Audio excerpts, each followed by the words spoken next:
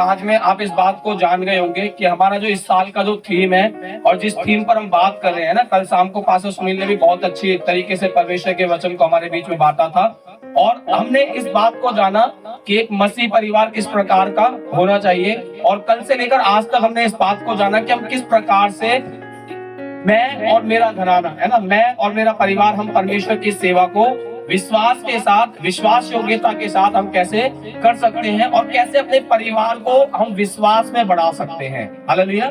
इन बातों को हमने सीखा और आज भी इसी विषय पर कुछ बातों को मैं आपके साथ बांटना चाहता हूँ। जैसा कि हमने पढ़ा, मैं और मेरा घराना यहोवा की सेवा करेंगे, है ना। तो सबसे पहले मैं आपको बताना चाहता हूँ और ये सवाल भी मैं आपसे करना चाहता हूँ कि यहाँ पर बहुत सारे लोग बैठे हुए हैं, कुछ पास्टर्स भी हैं, कुछ विश्वासी भी हैं, बहुत सारे बच्चे भी हैं। यहाँ पर कोई ऐसा है जिसका पूरा घराना प्रभु में हो, पूरा घराना? ओके। तो अब मेरा सवाल है कि घराना क्या है? घराना क्या होता है? घराना क्या होता है बताइए? घर के पूरे सदस्य, घर के पूरे सदस्य यानी कि पति पत्नी, बच्चे, मम्मी पापा, खानदान है। हाँ, पूरा खानदान है ना। पूरा खानदान यानी कि जो पति है उसके घर के भी सारे लोग और जो पत्नी है उसके भी घर के सारे लोग, है ना, वो पूरे किस में आते हैं? खानदान में। किस में आते हैं? खानदान में। तो मैं और मेरा घराना यहोवा की सेवा करेंगे, है ना। ये हमारा थीम है कि मैं और मेरा घराना यहोवा की सेवा करेंगे। और आज हमें इस बात को जानना है कि मैं और मेरा घराना, है ना, कैसे हम विश्वास में आगे बढ़ सकते हैं और कैसे प्रभु की सेवा को हम कर सकते हैं, कैसे एक साथ मिलकर हम प्रभु की आराधना को कर सकते हैं, कैसे हम प्रभु के वचन में बढ़ सकते हैं, कैसे आत्मिक रीति से मजबूत हो सकते हैं, कैसे हमारी जो गवाही है वो लोगों के बीच में पहुंच सकती है। हालेलुया। इन बातों को हमें जानना है क्योंकि यहोशू ने भी इस बात को कहा कि मैं और मेरा घराना यहोवा की सेवा करेंगे। और मैं आज आपको बताऊंगा कि यहोशू किस प्रकार से अपने पूरे घराने समेत परमेश्वर की सेवा कर पाया। हालेलुया। यहोशू किस प्रकार से अपने पूरे घराने समेत परमेश्वर की सेवा कर पाया और इसीलिए वो उन इजराइलियों से भी इस बात को बोल पाया कि तुम आज चुन लो कि किसकी सेवा करोगे, है ना, लेकिन मैं तो क्या करूंगा, अपने पूरे घराने समेत नित्य परमेश्वर की सेवा करूंगा। तो एक वचन और पढ़ेंगे, प्रेरितों के काम उसका 1:8 पद। जिसको मिल जाए एक बार तेज आवाज में पढ़ देंगे। पवित्र आत्मा तुम पर आएगा तब तुम सामर्थ पाओगे और यरूशलेम और सारे यहूदिया और सामरिया में और पृथ्वी की छोर तक मेरे गवाह होंगे। हालेलुया। यहाँ पर दो बातों की ओर मैं आपके ध्यान को ले जाना चाहता हूँ। यहाँ पर लिखा है जब पवित्र आत्मा तुम पर आएगा तब तुम सामर्थ पाओगे, और लिखा है सारे यरूशलेम, सारे यहूदिया, सारे सामरिया और पृथ्वी के छोर तक मेरे क्या ठहरोगे? गवाह ठहरोगे, है ना। तो यहाँ पर दो बातें। पहली बात ये कि पवित्र आत्मा जब तुम पर आएगा तो तुम्हारे जीवन में क्या होगा? तुम गवाह बन जाओगे। क्या बन जाओगे? गवाह बन जाओगे। और यहाँ पर जो यरूशलेम लिखा हुआ है, मैं आपको कुछ बातों की ओर ध्यान ले जाना चाहता हूँ। यहाँ पर जो यरूशलेम है ना, यरूशलेम मतलब जो अपना घर है ना, जो अपने लोग हैं, जो अपने जो रिश्तेदार हमारे कहलाते हैं ना, जैसे मम्मी पापा, भाई बहन, ताऊ ताई, चाचा चाचा, है ना, चाचा चाची, नाना नानी, दादा दादी, तो जितने भी जो हमारे घर के लोग हैं, हमारे परिवार के लोग हैं, है ना, यहाँ पर यरूशलेम को जो है, यरूशलेम मतलब हमारा परिवार, ठीक है। यरूशलेम मतलब क्या है? हमारा परिवार, जिसके अंदर हमें क्या बनना है? एक गवाह बनना है। क्या बनना है? गवाह बनना है। उसके बाद क्या लिखा हुआ है? यरूशलेम के बाद क्या लिखा हुआ है? यहूदिया। यरूशलेम के बाद क्या लिखा हुआ है? यहूदिया। यहूदिया मतलब हमारे जो पड़ोसी हैं, हमारे आस पड़ोस में रहने वाले जो लोग हैं, है ना, जो हमारे पड़ोसी हैं, उनके बीच में हमें क्या बनना है? गवाह बनना है। क्या बनना है? गवाह। और उससे अगला क्या लिखा हुआ है? सामरिया, है ना। और सामरिया वो लोग हैं जो अन्य जाति लोग हैं, है ना, जो खोए हुए हैं, जिनको शायद हम नहीं जानते, है ना, जिनको शायद हम नहीं जानते। आस पड़ोस के लोगों को हम जानते हैं, है ना, उनसे मिलना जुलना बातचीत हो जाती है, लेकिन जो ऐसे लोग हैं जिनको हम नहीं जानते, है ना, उन लोगों के बीच में भी हमें क्या बनना है? गवाह बनना है ना। ऐसे लोग कहाँ मिलते हैं? जैसे हम मार्केट में जाते हैं, सब्जी लेने जाते हैं, मिठाई लेने जाते हैं, कुछ और लेने जाते हैं, शॉपिंग करने जाते हैं, उन सब लोगों को हम अच्छी तरह से नहीं जानते, है ना। तो उन लोगों तक भी हमें क्या बनना है, गवाह बनना है। और उसके बाद क्या लिखा, पृथ्वी के छोर तक, है ना, दुनिया के आखिरी छोर तक हमें क्या बनना है, परमेश्वर के गवाह बनना है। तो मैं आपको बताना चाहता हूँ, जब तक कि हमारा जीवन, जब तक कि मेरा जीवन एक गवाही ना बने, तब तक मैं और मेरा घराना यहोवा की सेवा नहीं कर सकते। हालेलुया। तो जैसे मैंने आपको बताया कि यरूशलेम मतलब मेरा घराना, मेरा परिवार, है ना। आप देखिए, मेरा परिवार मेरे साथ मिलकर सेवा करने के लिए कब तैयार होगा, जब वो मेरे अंदर कुछ बातों को देखेगा, है ना, जब वो मेरी गवाही को देखेगा, जब वो मेरे व्यवहार को देखेगा, है ना। आप देखिए, मैं भी अन्य जाति से प्रभु में आया हूँ, ठीक है, अन्य जाति से मैं प्रभु में आया हूँ, मैंने बपतिस्मा भी लिया है, मैंने प्रभु के वचन को सीखा है, जाना है, और आज मैं आपके बीच में परमेश्वर के वचन को बांट रहा हूँ। तो मैं आपको बता रहा हूँ कि हमें क्या बनना है, एक गवाह बनना है, जिससे कि मैं और मेरा परिवार परमेश्वर की सेवा कर सके, है ना। कोई व्यक्ति मेरी बात को सुनकर, मेरी बात पर विश्वास करके, है ना, मेरे परमेश्वर को क्यों विश्वास करेगा या क्यों मानेगा या उसके वचन पर क्यों चलेगा, जब वो मेरे अंदर कुछ बातों को देखेगा। हालेलुया। जब वो मेरे अंदर कुछ बातों को देखेगा, तब वो क्या करेगा, मेरी बातों पर विश्वास करेगा, है ना। जिस परमेश्वर की मैं सेवा करता हूँ उस परमेश्वर में विश्वास करेगा, जिस परमेश्वर के वचन को मैं पढ़ता हूँ उस परमेश्वर के वचन को पढ़ेगा, जिस परमेश्वर से मैं प्रार्थना करता हूँ उस परमेश्वर से प्रार्थना करेगा, और उन बातों को वो अपने जीवन में भी फॉलो करेगा, है ना, ताकि वो भी परमेश्वर की आशीषों को, जिस प्रकार से मैं परमेश्वर की आशीषों को अपने जीवन में पा रहा हूँ, उसी प्रकार से वो भी परमेश्वर की आशीषों को अपने जीवन में पा सके। Hallelujah, hallelujah. तो इसी बात को मैं आपको बताना चाहता हूँ कि पवित्र आत्मा जब हमारे अंदर आएगा, जब पवित्र आत्मा मेरे अंदर आएगा, तो मेरे अंदर कुछ बातें दिखनी चाहिए, है ना, मेरे अंदर कुछ गवाहियां दिखनी चाहिए, मेरे नेचर में, है ना, मेरे खान पान में, मेरे चलने फिरने में, मेरे पहनने ओढ़ने में, है ना, हर चीज में क्या दिखना चाहिए, एक मसीहत दिखनी चाहिए, है ना, एक गवाही दिखनी चाहिए, जिससे कि लोग जब मुझे देखें, जिससे जब लोग मुझसे बातें करें, तो वो क्या कर सके, वो उस परमेश्वर पे विश्वास कर सके जिस परमेश्वर ने मुझे अपनी सेवा के लिए चुना है, और वो भी मेरे साथ मिलकर परमेश्वर की सेवा को कर सके। Hallelujah, hallelujah. तो गवाह बनना है, क्या बनना है, गवाह बनना है ना। और गवाह हम किस प्रकार से बन सकते हैं, एक और वचन मैं आपके सामने बांटना चाहूंगा, और जितने भी वचन मैं आपके बीच में बांट रहा हूँ, ये सारे जाने माने वचन है जो आपने कभी ना कभी जरूर पढ़े होंगे। और मेरे साथ निकालेंगे भजन संहिता 1 अध्याय, भजन संहिता 1 अध्याय। हम सभी इस वचन को बहुत अच्छे से जानते हैं, 1 पद से हम पढ़ेंगे।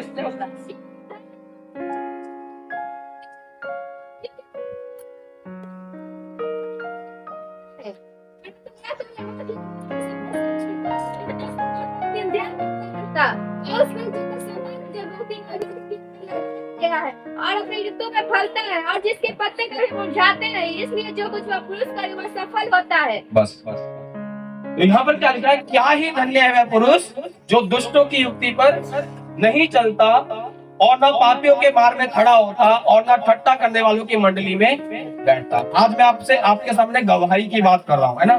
तो मैं आज आपको बताना चाहता हूँ कि जो व्यक्ति आज आपके सामने खड़े होकर परमेश्वर के वचन को बांट रहे हैं ना, थोड़ी सी बातें, है ना, थोड़ी सी गवाही मैं अपने जीवन की आपके साथ में बांटना चाहता हूँ।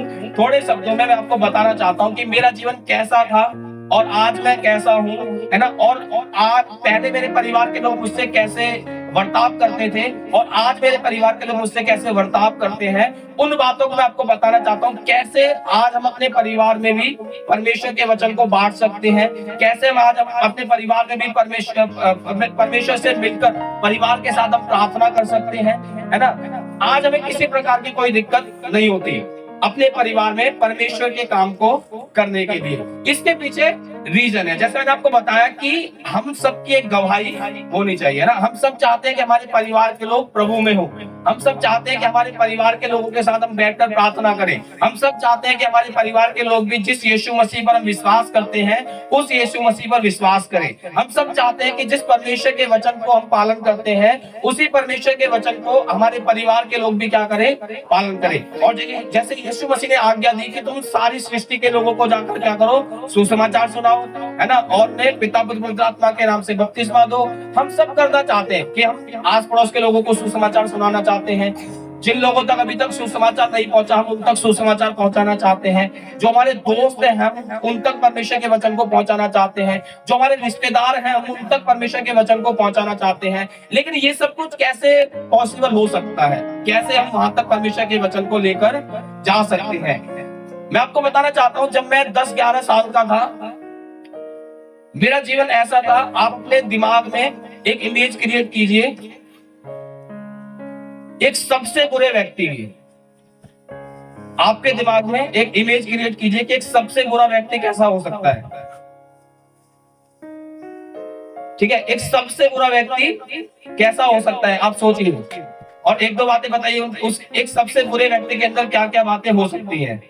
परमेश्वर के 10 आज्ञा को तोड़ने वाले गुण, परमेश्वर की 10 आज्ञाओं को तोड़ने वाले गुण। और कोई बताएगा कुछ? और क्या क्या गुण होते हैं उसके अंदर जो सबसे बुरा व्यक्ति होता है? तो पास्टर जी ने बिल्कुल सही बताया है ना। जो परमेश्वर की 10 आज्ञाओं को तोड़ने वाले जो गुण थे ना, मतलब वो सारे गुण मेरे अंदर थे।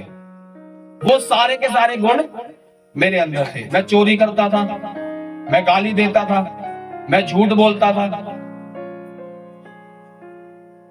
और अलग अलग प्रकार की बुराइयां है ना। दारू, शराब, गुटखा, बीड़ी, सिगरेट, गांजा, भांग, चिलम, ठीक है, इस प्रकार की जितनी भी जो बुरी चीजें है ना। और मेरा लड़ाई झगड़े करने का स्वभाव था। ठीक है, मैं लड़ाई झगड़े भी बहुत ज्यादा करता था। मुझे गुस्सा भी बहुत जल्दी आता था, बहुत ज्यादा आता था।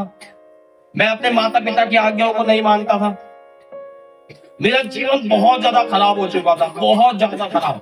मेरी संगति बहुत ज्यादा खराब हो चुकी थी और मैं बिल्कुल संसार में खो चुका था। और आपको बताऊं, आज मेरे जितने भी उस समय के जो दोस्त थे, उस समय के जो मेरे दोस्त थे, उस समय की जो मेरी संगति में जो दोस्त रहते थे, जिनकी संगति में मैं रहता था, 80% दोस्त आज भी जेल में है।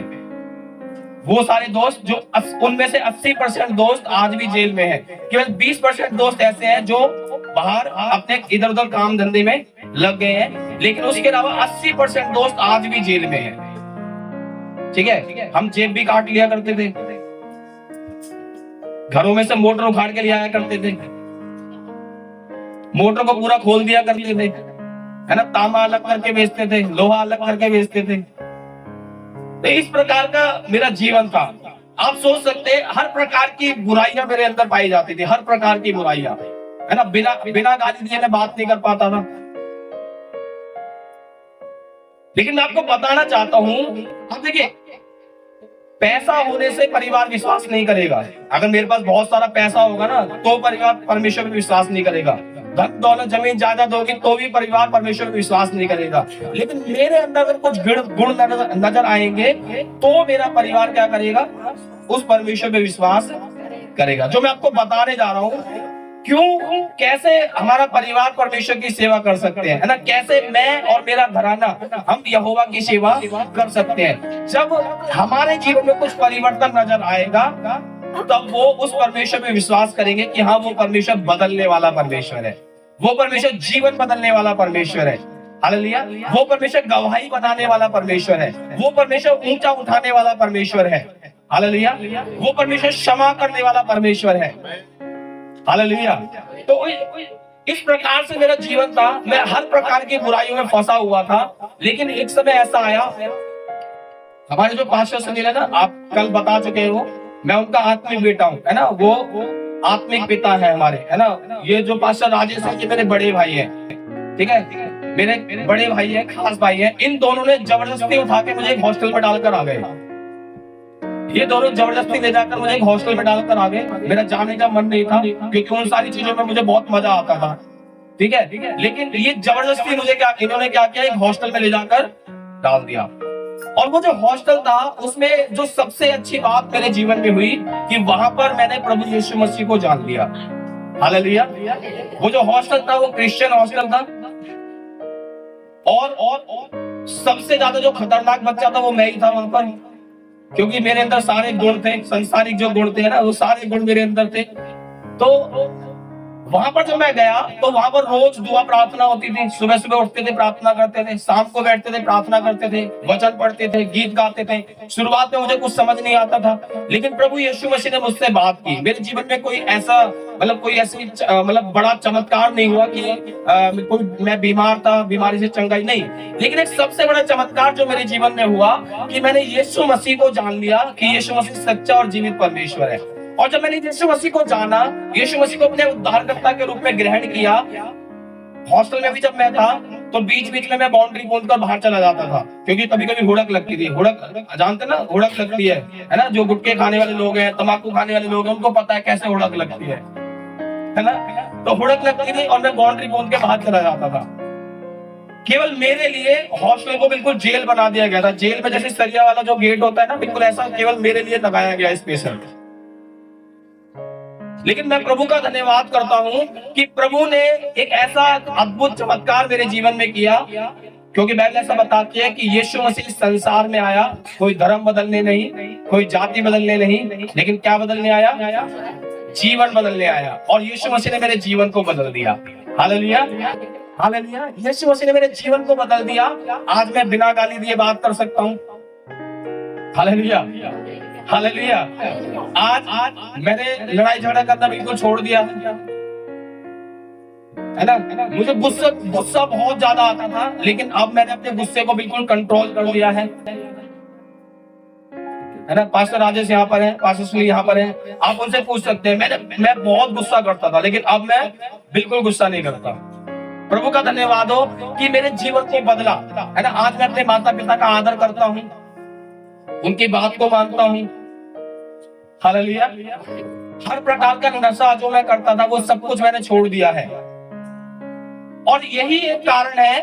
आप देखिए, शुरुआती दिनों में जब मैंने प्रभु यीशु मसीह को जाना है ना, जब भाई ने प्रभु यीशु मसीह को जाना, उन दिनों में हमारे परिवार की तरफ से थोड़ा सा विरोध होता था कि तुमने क्या कर लिया है, धर्म बदल लिया है। इस प्रकार की बातें हमारे जीवन में होती थी।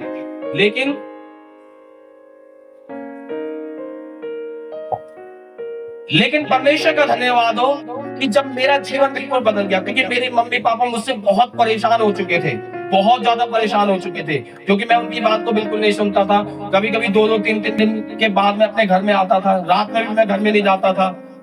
ठीक है, तो इस प्रकार के मेरा जीवन था। लेकिन जब मैं हॉस्टल से निकल कर आया और जब मेरा जीवन बिल्कुल बदल गया, बिल्कुल परिवर्तन हो गया, तो मेरे मम्मी पापा ने और मेरे जो परिवार के लोगों ने, मेरे पड़ोसियों ने मेरे जीवन को देखा।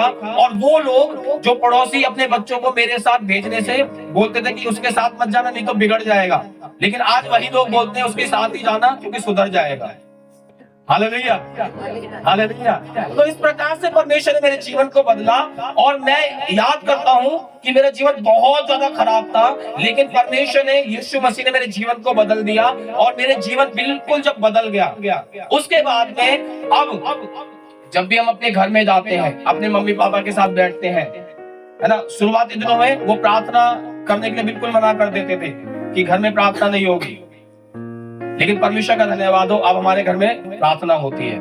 हम जब भी अपने घर में जाते हैं, मम्मी पापा के पास जाते हैं है ना, उनसे मिलते हैं, उनके साथ बैठकर हम परमेश्वर के वचन को बांटते हैं, उनके साथ हम प्रार्थना करते हैं, उनकी जरूरतों के लिए भी प्रार्थना करते हैं, उनकी समस्याओं के लिए भी प्रार्थना करते हैं। Hallelujah, hallelujah. आज वो अगर घर में कोई समस्या आती है तो वो हमें फोन करते हैं कि प्रार्थना कर दो कि ये समस्या है। हालेलुया। तो ये परमेश्वर ने गवाही को बनाया। हालेलुया। परमेश्वर ने क्या किया? गवाही को बनाया। मेरे जीवन में परिवर्तन आया, मेरा जीवन बदल गया है ना। और जैसा यहाँ पर लिखा भी हुआ है, हमने पढ़ा, क्या ही धन्य वह पुरुष जो दुष्टों की युक्ति पर नहीं चलता और ना पापियों के मार्ग में खड़ा होता और ना ठट्ठा करने वालों की मंडली में बैठता। आप बताइए, अगर मैं जैसे पहले गाली देता था, अगर आज भी गाली दूंगा तो क्या मेरे माँ बाप मेरी बातों को सुनेंगे? जो वचन मैं उनके साथ बांटूंगा क्या वो सुनेंगे? क्या मेरे पड़ोसी मेरी बातों को सुनेंगे? नहीं। लेकिन जब मेरे जीवन में कुछ परिवर्तन उनको नजर आएगा है ना, जब मेरे जीवन में परिवर्तन उनको नजर आएगा, तब वो क्या करेंगे? मेरी बातों पर विश्वास करेंगे। तब जो वचन मैं उनके साथ बांटूंगा, उन वचनों को भी वो सुनेंगे और ग्रहण करेंगे। हालेलुया। तो उसी प्रकार से यहाँ पर लिखा है, क्या ही धन्य वह पुरुष जो दुष्टों की युक्ति पर नहीं चलता और ना ठट्ठा करने वालों की मंडली में बैठता और न पापियों के मार्ग में खड़ा होता। आप देखिए जो गवाही है ना, जो गवाही हमें लोगों तक पहुंचानी है, सबसे पहले हमारे परिवार के लोगों तक पहुंचानी है, उसके बाद पड़ोसियों तक पहुंचानी है, उसके बाद अन्य जातियों तक पहुंचानी है, और उसके बाद दुनिया के छोर तक पहुंचानी है। वो हम कर सकते हैं, है ना। जैसे हमारा थीम है कि मैं और मेरा घराना यहोवा की सेवा करेंगे। क्या आप चाहते हैं कि आपका पूरा परिवार परमेश्वर की सेवा करे? हम सब चाहते हैं, लेकिन हमें क्या करना है? अपनी गवाही को हमें बनाना है। अपनी गवाही को हमें क्या करना है? बनाना है ना। जब हमारे अंदर कुछ बातें नजर आएंगी, जब हमारे जीवन में परिवर्तन नजर आएगा, तब हमारे परिवार के लोग, हमारे पड़ोसी, हम जिन लोगों के पास जाते हैं शॉपिंग करने, मॉल्स में जाते हैं, वहां के लोग भी हमारे नेचर को देखकर, हमारी बातों को देखकर क्या करेंगे? परमेश्वर में विश्वास करेंगे। हालेलुया। और आगे बहुत अच्छी बात लिखी है, लेकिन परंतु वह तो यहोवा की व्यवस्था से प्रसन्न रहता और उसकी व्यवस्था पर रात दिन ध्यान करता रहता। ये मेरा बहुत ही फेवरेट वचन है। मैं इस वचन को हमेशा याद करता हूँ अपने जीवन में, क्योंकि इसी वचन ने मेरे जीवन को बदला। हालेलुया। क्या लिखा है? परंतु वह तो यहोवा की व्यवस्था से प्रसन्न रहता है। परमेश्वर के वचन से खुश रहना बहुत बड़ी बात है। आज तो लोग क्या करते हैं, आप देखिए मॉल में जाते हैं, 3 घंटे की मूवी देखने के बोर नहीं होंगे, नींद नहीं आएगी, है ना, मूवी देखते हुए। लेकिन जब वचन पढ़ते हैं तो क्या होता है? नींद आती है। जब वचन सुनते हैं तो क्या होता है? नींद आती है। बहुत ही, आप देखिए, बहुत ही सुंदर बात है कि परमेश्वर के वचन से खुश रहना एक धन्य व्यक्ति, एक आशीषित व्यक्ति, है ना, एक गवाही वाला व्यक्ति हम कब बन सकते हैं? जब हम परमेश्वर के वचन से खुश हो, आनंदित हो। जैसे आज आप सब यहाँ पर क्यों है पता है? क्योंकि आप सब परमेश्वर के वचन से खुश हैं, इसीलिए परमेश्वर के वचन को सुनने के लिए आप सब यहाँ पर आए हैं। कल भी यहाँ पर आप बहुत सारे लोग यहाँ पर थे, है ना, आज भी आप लोग यहाँ पर हैं। क्यों? क्योंकि आपको परमेश्वर के वचन को सुनने में आनंद मिलता है, खुशी मिलती है। हालेलुया। इसीलिए आप लोग यहाँ पर हैं। तो ये बहुत जरूरी है, परमेश्वर के वचन से खुश रहना। और आगे लिखा है, और उसकी व्यवस्था पर रात दिन ध्यान करता रहता है। रात दिन क्या करता रहता है? ध्यान करता रहता है। परमेश्वर के वचन को पढ़ना, उसके वचन पर ध्यान करना, मनन करना, है ना। और जब हम ऐसा करते हैं तो आगे बहुत ही अच्छा वचन लिखा है। क्या लिखा है? वह उस वृक्ष के समान है